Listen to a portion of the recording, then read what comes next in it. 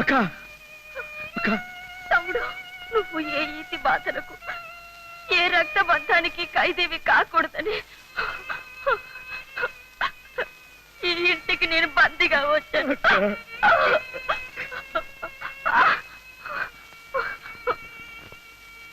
వాళ్ళ స్వార్థం కోసం ఆ ఆఫీసర్కి నన్ను బలి పశువుగా అందించారు. తమ్ముడు, నా జీవితానికి ఒక ముగింపు వచ్చేసిందిరా. నువ్వు మధులతని పెళ్లి చేసుకుని మీరిద్దరూ నూరేళ్ళు సుఖంగా అక్క అక్క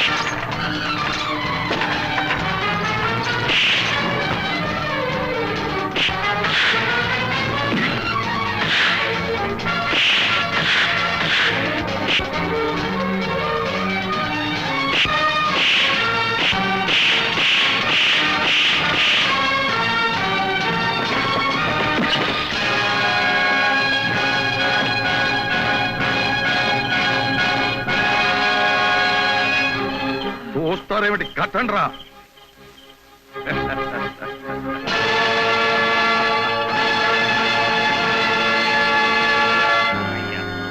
ఇది ఎంత అధర్మమో ఎంత అన్యాయమో మీరే తెలుసండి. భాగ్యం విధవరాలు, మీకు తెలుసు. వంచిన తలెత్తకుండా పరువుగా బతికేది, అది మీకు తెలుసు. కానీ మీకెవ్వరికీ తెలియని ఒక్క నిజాన్ని నేను బయట పెడుతున్నాను, వినండి, నా మాట నమ్మండి. సొంత అక్క చేత వ్యభిచారం చేయించి ఆ సంపాదనతో పైలా పచ్చిగా తిరగాలనుకున్నాడు ఈ దౌర్భాగ్యుడు. పాపం భాగ్యం నాతో చెప్పుకుని ఏడ్చింది. నేనెంతో మంచి మనసుతో ఆమె మెళ్ళలో తాళి కట్టి నా జిల్లాల్ని చేసుకున్నాను.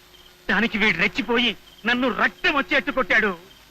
తోబుట్టువని కూడా ఆలోచించకుండా నా భాగ్యాన్ని పొట్టన పెట్టుకున్నాడు, నా భాగ్యాన్ని చంపేశాడు.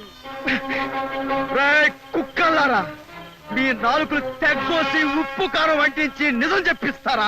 నోర్మయ్, సొంత అక్కగారిని చంపుకోవడం ఇదేమి ధర్మం రా నాయన అని అడిగిన పాపానికి నన్ను చంపడానికి వచ్చాడు. మనసబు బాధపడకు, నీ గుండె రాయి చేసుకోవాలి. తప్పదయా, వాడు అక్కగా పుట్టినందుకు దాని కర్మలా కాలింది. లే, ఆ దహన సంస్కార బాధ్యతలు నువ్వే చూడాలి. రండయ్యా, నలుగురు వెళ్ళి ముందా పని చూడండి.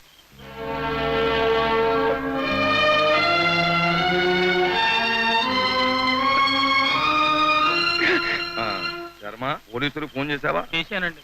పోలీసులు వచ్చేలోగా మన ఊరి ఆచారం ప్రకారం ఇలాంటి వెధవ పని ఈ ఊళ్ళో మరొకడు చేయకుండా ఉండడానికి వీడి గుండు కొట్టించి సున్న పొట్లు పెట్టించి గాడిద మీద ఊరేగించాలని నా నిర్ణయం.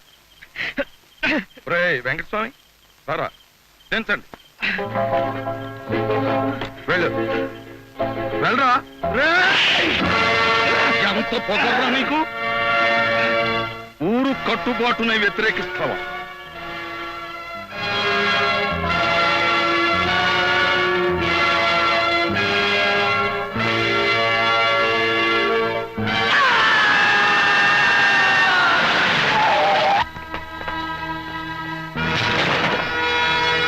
అలా తప్పించుకుని పారిపోయాడు. వీరభద్రయ్య చేసిన ద్రోహానికి ప్రతీకారం తీర్చుకోమని నా మనసు ప్రతి క్షణం నన్ను రెచ్చగొట్టసాగింది. అందుకే 4 రోజులు సద్దుమణిగాక ఆ వీరభద్రయ్యను హత్య చేయడానికి బయలుదేరాను. ఈలోగా పోలీసులు పట్టుకున్నారు. నా చేత నిజం చెప్పించడానికి నన్ను హింసించారు, వేధించారు. వాళ్ళని ఎదిరించి పారిపోతుండగా కాల్చారు. ఎలాగో తప్పించుకుని వచ్చి మీ ఇంట్లో పడ్డాను. ఆ తర్వాత జరిగింది మీకు తెలుసు. ఇప్పుడు చెప్పండి సుజాత గారు, నేను దొంగనా, హంతకున్నా, నేరస్తున్నా? కాదు, ముమ్మాటికి కాదు.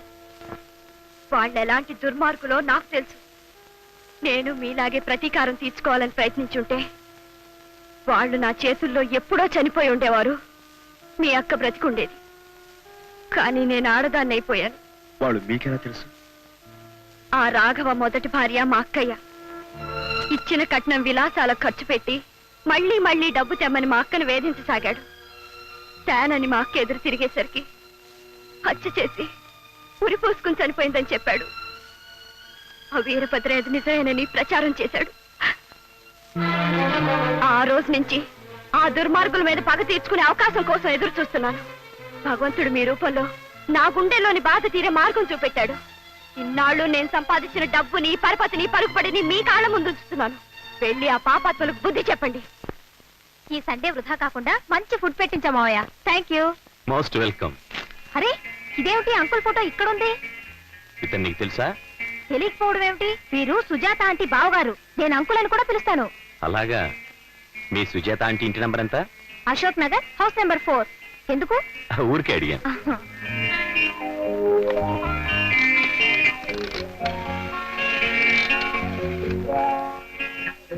సిఐ దినేషియా, మనం వెతుకుతున్న అంతకుడు సూర్యం అశోక్ నగర్ హౌస్ నెంబర్ 4 లో ఉన్నాడు. మనం వెంటనే ఆ ఇంటిని సరౌండ్ చేయాలి. నేను వస్తున్నాను, అందరూ సిద్ధంగా ఉండండి. అరే, పొరపాటు చేసేసాను. అంకుల్ని పారిపోమని చెప్పాలి.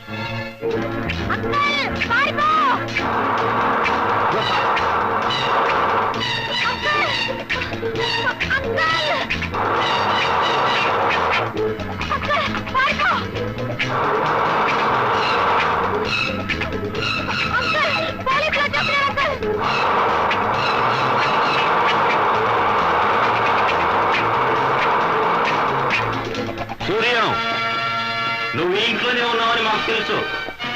మర్యాదగా లొంగిపో, లేకపోతే షూట్ చేయాల్సి ఉంటుంది. సరెండర్. కమాన్.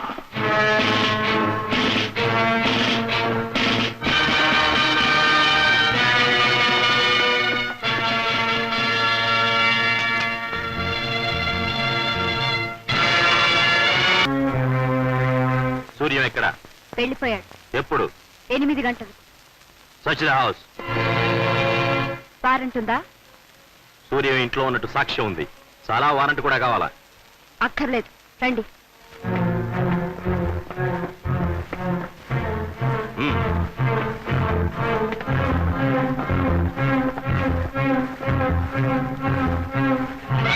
సార్ సార్ సార్, ఏమిటి? మంచం కదులుతాం సార్. ఇడియట్స్, మంచం కదలడం ఏమిటి? మీరే వచ్చి చూడండి సార్. పదండి.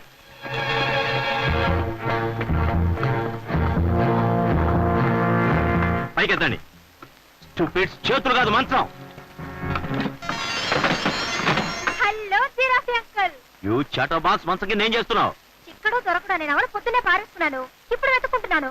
మేడం, మీరు ఒకసారి పోలీస్ స్టేషన్కి రావాలి.